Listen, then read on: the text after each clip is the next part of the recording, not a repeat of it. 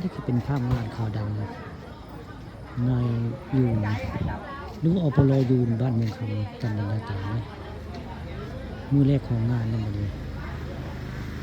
วันนี้คำคืนวันเช็คงานข่าวการพาประชม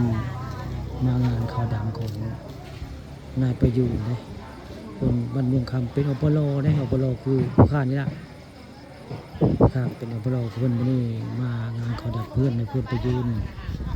บ้านเมืองคำจันทร์นาตาเลยนี่เป็นมือแรกของงานในงานข่าวดังของงานประยูนอปลกับบ้านเมืองคำตำบลนาตานี่แหละบรรยากาศในงานก็เป็นมือของการแรกของงานนั่นเองมือแรกของงานในงานข่าวดังของอปลยูนบ้านเมืองคำตำบลนาตาอำเภอตะงอยท่านผู้ชมก็ได้มาในงานข่าวดังขึ้นมางานข่าวดังของอปลยูนอยู่บ้านเมืองคำตำบลนาตา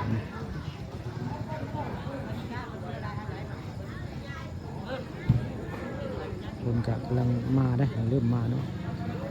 เป็นมื้อนี้ถึงมื้อแรกของงานในงานข่าวดังของอปลยูน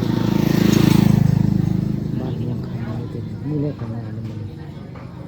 พากันทำประชุมกันพากันมาฮอดนะพากันมาฮอดอปลยูนนี่คนเป็นอปลรุ่นพี่นะคนเป็นข้าเป็นรุ่นน้องของอปลเป็นรุ่นพี่ผมเคยคุกเป็นได้คุกเป็นทางไกลก็เป็นก็ได้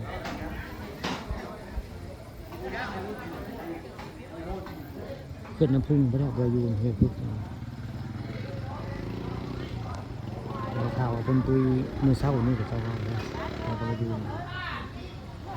เลยมาตอนค่ำนี่เนาะจึงกระดิ่งข่าวเช้าก็ได้คนตุยแต่เช้านะนี่เลยมาภาพงานของ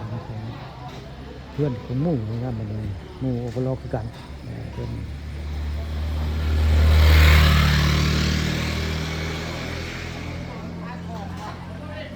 คาดว่าจะเป็นมืออื่นนะเป็นมือส่งสังขารคนดูมือต่างชาติบ้านเมืองบ้านเมืองขนาดกลางต้องการเราว่ามืออื่นดูไปส่งสังขารอปลยืนเป็นมือนี่ก็